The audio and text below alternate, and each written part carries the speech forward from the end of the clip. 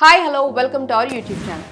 ఒక పదునైన కత్తి, అంతకంటే పదునైన సంకల్పం ఉంటే ఒక సామాన్య వ్యక్తి ఎంతటి సామ్రాజ్యాన్ని అయినా ఎలా గడగడలాడిస్తాడో తెలుసుకోవాలనుందా? అన్యాయాన్ని ఎదిరించే ఒక వీరోచిత పోరాటమే ఈ సినిమా.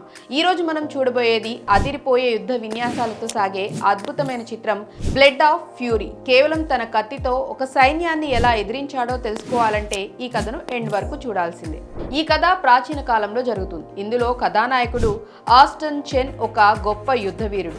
అతను తన గురువు వద్ద అత్యంత రహస్యమైన మరియు శక్తివంతమైన కత్తిసాము విద్యలను నేర్చుకుంటాడు. అతను ఎప్పుడూ ప్రశాంతంగా తన పని తాను చేసుకుంటూ ఉంటాడు. కానీ ఆ దేశాన్ని పరిపాలిస్తున్న కొందరు అధికారులు ప్రజలను హింసిస్తూ వారిని బానిసలుగా మారుస్తూ దోచుకుంటూ ఉంటారు. ఒకరోజు ఆ దుర్మార్గపు అధికారులు ఆస్టన్ చెన్ నివసించే ప్రాంతంపై దాడి చేస్తారు. ఆ క్రమంలో జరిగిన ఘర్షణలో అతను గురువు ప్రాణాలు కోల్పోతారు. తన కళ్ళ ముందే జరిగిన ఈ అన్యాయాన్ని చూసి ఆస్టన్ చెన్ ఆగ్రహంతో ఊగిపోతాడు. తన గురువు ఆశయాలను కాపాడాలని మరియు అమాయక ప్రజలను రక్షించాలని నిర్ణయించుకుంటాడు. తన గురువు తనకు బహుమతిగా ఇచ్చిన పదునైన కత్తిని ధరించి శత్రువుల కోట వైపు ప్రయాణం మొదలు పెడతాడు.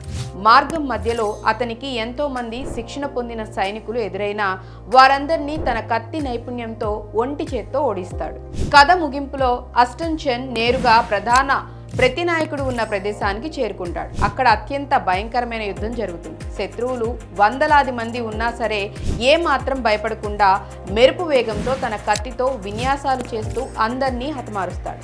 చివరగా ఆ క్రూరమైన అధికారిని సైతం సంహరించి ఆ రాజ్యానికి స్వేచ్ఛను ప్రసాదిస్తాడు. అన్యాయంపై ఎప్పుడు న్యాయమే గెలుస్తుందని నిరూపిస్తూ ఈ వీరుడి ప్రయాణం ముగుస్తుంది. So friends, blood of fury కథ ఆస్టన్ చెన్ చేసిన ఆ అద్భుతమైన కత్తి యుద్ధ విన్యాసాలు మీకు ఎలా అనిపించాయో కింద కామెంట్స్లో చెప్పండి. అలాగే ఈ వీడియో నచ్చినట్లయితే మా ఛానల్ని లైక్ చేయండి, షేర్ చేయండి, సబ్స్క్రైబ్ చేసుకోవటం మర్చిపోవద్దు. బాయ్.